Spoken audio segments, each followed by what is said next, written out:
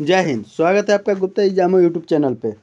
ये इतिहास का ऑनलाइन क्वेश्चन आंसर चल रहा है जो कि सभी प्रतियोगी परीक्षाओं के लिए अति महत्वपूर्ण है।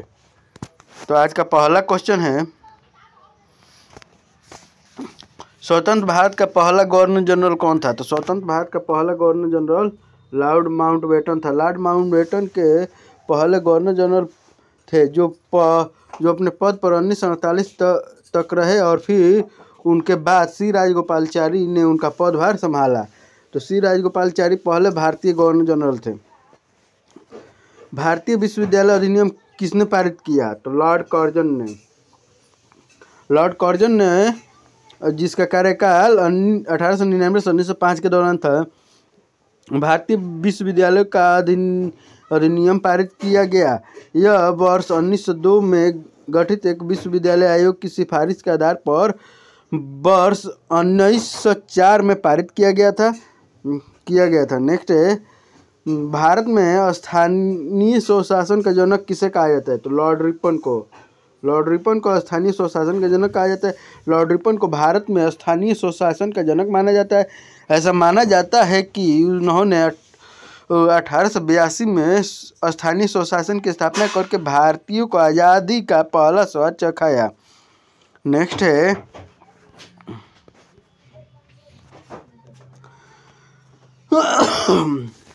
भारत में पहली बार सन 1853 में किस स्थान से रेल यात्रा प्रारंभ की गई?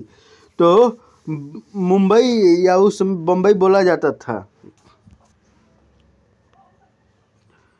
ग्रेट इंडियन पेनिसुला रेलवे उस समय जो रेलवे का नाम था तो क्या था?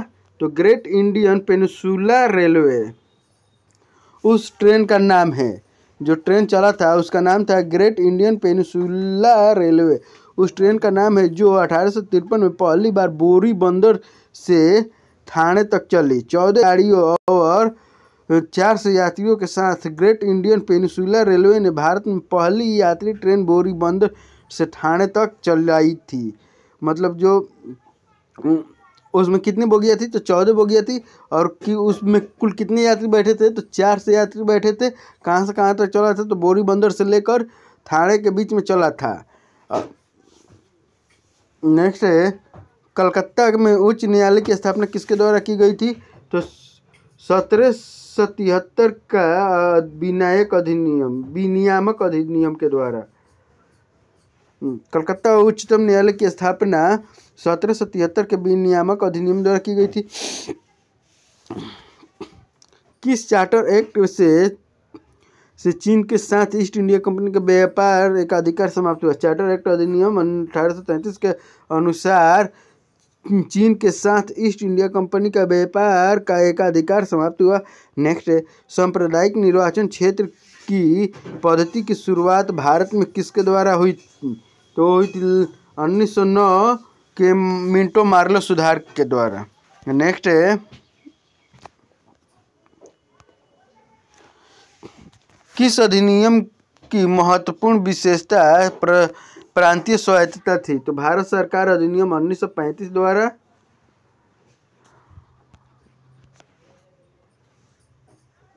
नेक्स्ट है, 1919 अधिनियम में द्विशासन धारणा को जिस व्यक्ति ने परिचित कराया हुए थे मॉन्टेग्यू। नेक्स्ट है, द्वैध शासन किस गवर्नमेंट ऑफ इंडिया एक्ट द्वारा लागू किया गया था? तो 1919 के द्वारा। नेक्स्ट है, 1921 नरेंद्र मंडल या चैम्बर ऑफ प्रिंसेस किसके द्वारा आरंभ किया गया था? तो किया गया था ड्यूक ऑफ कैनाट। 1921 नरेंद्र मंडल या chamber of princess Duke of cannot के द्वारा आरंभ किया गया था। नेक्स्ट है, रॉलेट एक्ट 1919 किसके काल में लागू किया गया था? तो किया गया था चेम्सफोर्ड के द्वारा। और इसे ही काला कानून या बिना वकील बिना दलील का कानून कहा गया था। लॉर्ड चेम्सफोर्ड 1900 जिसका कार्यकाल था 1921 से लेकर 1916 से लेकर 1921 के मध्य भारत के वर्सराय रहे। इन्हीं के कार्यकाल के दौरान 1919 में रॉलेट एक्ट पारित हुआ और इसी रॉलेट एक्ट के विरोध में जालियांवाला बाग हत्याकांड हुआ, जिसके जनरल ओडायर के कहने पे गोलियां वहां पे चलाई गई थी और फिर उधम सिंह ने जाकर लंदन में जनरल ओडायर की हत्या की थी। गवर्नमेंट ऑफ इंडिया एक्ट 1935 किस पर आधारित था? तो था साइमन कमीशन। नेक्स्ट है, भारत के लिए संविधान बनाने वाली संविधान सभा किस वर्ष स्थापित की गई थी? वो की गई थी 1946 में। नेक्स्ट है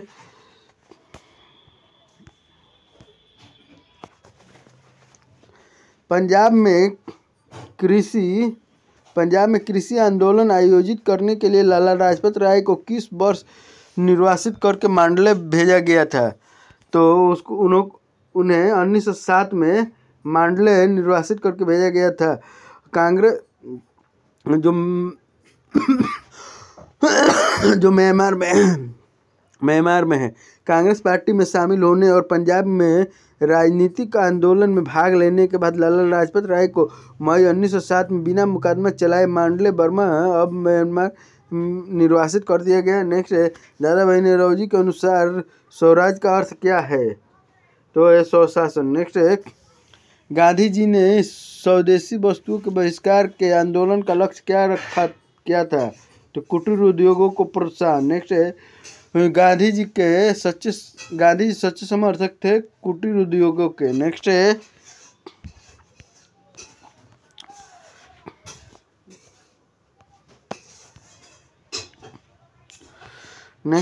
किसकी विफलता के बाद स्वराज पार्टी बनाई गई? असहयोग आंदोलन के विफलता के बाद। नेक्स्ट है, सी आर दास और मोतीलाल नेहरू ने स्वराज पार्टी कब बनाई? तो असहयोग आंदोलन के बाद। असहयोग आंदोलन के बाद ही मोतीलाल नेहरू और सी आर दास, चित्तरंजन दास मिलकर ने क्या बनाया था? तो स्वराज पार्टी। स्वराज पार्टी पराधीन भारत के स्वतंत्रता संग्राम के समय बना एक राजनीतिक दल था। इस दल की स्थापना 1 जनवरी 1923 को देशबंधु चित्तरंजन दास और मोतीलाल नेहरू ने की थी। पराधीन शब्द का अर्थ होता है दूसरे पे अधीन रहना, दूसरे पे आश्रित रहना।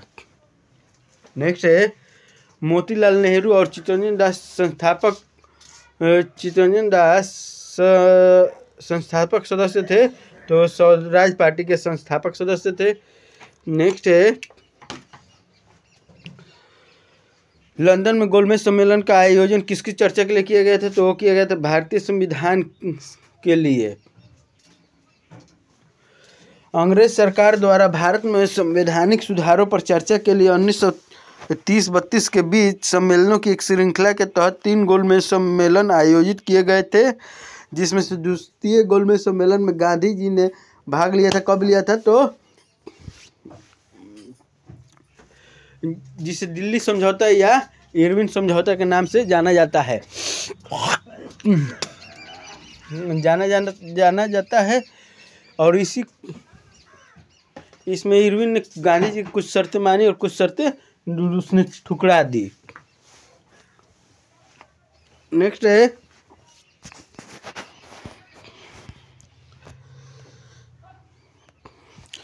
कांग्रेस की पहली महिला अध्यक्ष कौन थी? तो कांग्रेस की पहली महिला अध्यक्ष थी एनी बेसेंट और पहली भारतीय महिला अध्यक्ष थी सरोजिनी नायडू। भारतीय राष्ट्रीय कांग्रेस की पहली महिला अध्यक्ष कौन थी? तो थी एनी बेसेंट। जब स्वतंत्रता की माउंट बेटन योजना स्वीकार की गई उस समय भारतीय राष्ट्रीय कांग्रेस का अध्यक्ष कौन था? तो आचार्य JB कृपलानी थे। नेक्स्ट है, सुभाष चंद्र बोस ने भारतीय राष्ट्रीय कांग्रेस से निकलने के बाद किस पार्टी की स्थापना की? तो उन्होंने की थी फॉरवर्ड ब्लॉक की। नेक्स्ट है, फॉरवर्ड ब्लॉक की स्थापना किसने की थी?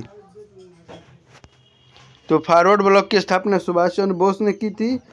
इसको 1939 में जब उन्होंने 2 बार कांग्रेस का अध्यक्ष रहे, तो जब दूसरी बार वो गांधी जी के समर्थक को हराकर जब वो कांग्रेस का अध्यक्ष बने, तो फिर उन्होंने देखा कि गांधी जी से बैर करके अच्छा नहीं होगा, तो इसलिए उन्होंने क्या किया कि जो त्रिपुरी अधिवेशन था उससे रिजाइन दे दिया, इस्तीफा देकर, और खुद का अपना अलग पार्टी फॉरवर्ड ब्लॉक की स्थापना की।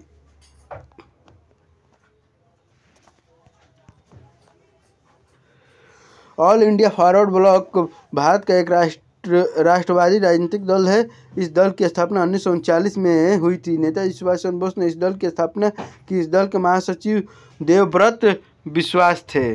देवव्रत विश्वास इस दल के जो ब्लॉक है उसके कौन थे? देवव्रत विश्वास महासचिव थे। 12 अप्रैल 1944 को सुभाष चंद्र बोस ने एक नगर को भारतीय राष्ट्रीय सेना का झंडा फहराया। वह नगर इस समय किस राज्य केंद्र शासित प्रदेश में शामिल है? तो है मणिपुर। नेक्स्ट है भारतीय राष्ट्रीय कांग्रेस के प्रथम मुस्लिम अध्यक्ष कौन थे? तो बदरुद्दीन तैयब जी थे। नेक्स्ट है भारतीय राष्ट्रीय कांग्रेस के पहले अधिवेशन में कितने प्रतिनिधि ने भाग लिया था? तो उसमें भाग लिए थे 72 प्रतिनिधियों ने। और पहले जो उसके अध्यक्ष कौन थे? पहले कांग्रेस अधिवेशन के अध्यक्ष थे व्योमेश चंद्र बनर्जी। और ये कहाँ हुआ था? तो मुंबई में हुआ था। पहले होना कहाँ प्रस्तावित था? तो होना प्रस्तावित था पुणे में, लेकिन जब पुणे में क्या हुआ था, महामारी फैल गई थी तो इसको मुंबई किया गया। और वर्ष 1885 में भारतीय राष्ट्रीय कांग्रेस की प्रथम मीटिंग की अध्यक्षता किसके द्वारा की गई थी? तो की गई थी श्री व्योमेश चंद्र बनर्जी के द्वारा। नेक्स्ट है इंडियन नेशनल कांग्रेस की स्थापना के संस्थापक कौन था? तो ये ह्यूम थे।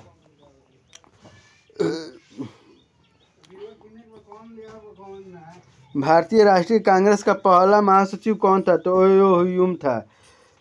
नेक्स्ट है खिलाफत आंदोलन किसको अपमानित करने के खिलाफ पर विरोध करने के लिए प्रारंभ किया गया?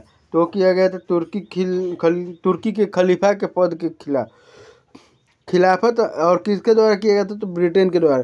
खिलाफत आंदोलन 1919-20 अनिवार्य रूप से ब्रिटेन के विशेष रूप से संबंध शक्तियों के खिलाफ तुर्की के खलीफा के लिए मुस्लिम समर्थन व्यक्त करने के लिए एक आंदोलन था। नेक्स्ट है पाकिस्तान नाम किसने गढ़ा? तो रहमत पाकिस्तान शब्द 5 प्रांत से मिलकर बनाया गया था। पाकिस्तान शब्द को चौधरी रहमत अली ने गढ़ा। यार पाकिस्तान शब्द सन 1933 में कैम्ब्रिज विश्वविद्यालय के छात्र रहमत अली चौधरी के द्वारा हुआ पाकिस्तान के नाम से, लेकिन जो बाद में जाकर पाकिस्तान बोलने लगा। पाकिस्तान के 5 थे। एक था उसमें पंजाब, उसके बाद सिंध, कश्मीर, बलूचिस्तान, अफगानिस्तान। ये लगभग 5 क्षेत्रों को मिलाकर पाकिस्तान बनाया गया था। भारतीय राष्ट्रीय कांग्रेस के किस अधिवेशन में कांग्रेस और मुस्लिम लीग का ऐतिहासिक मिलन हुआ? तो हुआ था 1916 के लखनऊ में। और 1907 के अधिवेशन में क्या हुआ था? तो अलगाव हो गया, यानी ब्रेकअप हो गया। और 1916 का अधिवेशन, लखनऊ अधिवेशन में क्या हुआ था? तो पैचअप हुआ था। सूरत में ब्रेकअप और लखनऊ में पैचअप। नरम दल और गरम दल के बीच फूट कहाँ और किस वर्ष पड़ी? तो 1907 में कांग्रेस के सूरत अधिवेशन में। नेक्स्ट है इंडियन नेशनल कांग्रेस का बंटवारा मध्य मार्गों और चरमपंथी वर्गों में किस वर्ष में हुआ था? तो हुआ था 1907 में। ये हुआ था नरम दल और गरम दल के रूप में। नेक्स्ट है जालियांवाला बाग हादसे से किस ब्रिगेडियर का संबंध है? तो है जनरल डायर का। 13 अप्रैल की दोपहर को जालियांवाला बाग में कम से कम 10,000 पुरुषों, महिलाओं और बच्चों की भीड़ जमा हुई, जो लगभग पूरी तरह से दीवारों से घिरी हुई थी। वह केवल एक निकास था। Brigadier general Reginald Edward Henry Dyer Amritsar के सैन्य कमान अमृतसर के लोगों को पूरी तरह से आतंकित करके झुकाना चाहता था। इसलिए उसने वहाँ पे जितने भी लोग थे सबको गोलियों से भुनवा दिया। और जो वहाँ पे उस जो बाग था, जो जलियांवाला बाग, जो एक बगीचा था, तो वहाँ पे क्या था, तो ये उसके निकलने का एक पतला सा एक ही मात्र गेट था उसी से, और उस गेट को भी उसने क्या किया था, तो बंद कर दिया था। तो फिर उसी में से जिसके माता पिता उसमें मर गए थे, तो उसी में से एक लड़का निकला जो बड़ा होकर उधम सिंह बना। और उधम सिंह ने ही जाकर लंदन में जो डायर था, जनरल डायर, उसकी हत्या कर दी।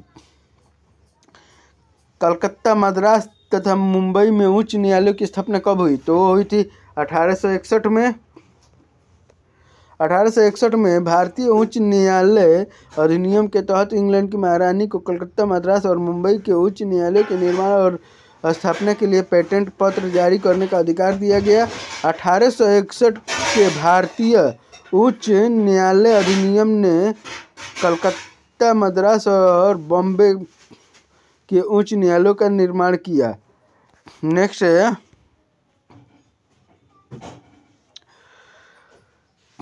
पूना समझौता 1932 में किसके बीच हुआ? तो पूना समझौता 1920 में गांधी जी और अम्बेडकर के बीच में हुआ। राजगोपालाचारी, जयकर, तेज बहादुर सप्रू, घनश्याम दास बिरला आदि नेताओं के प्रयासों से 24 सितंबर 1932 ईस्वी को गांधी जी और दलित नेता अम्बेडकर के बीच एक समझौता हस्ताक्षरित हुआ। इस समझौते को ऐतिहासिक पूना समझौता के नाम से जाना जाता है। और ये कहाँ पे हुआ था? तो ये हुआ था पूना के जेल में हुआ था। नेक्स्ट है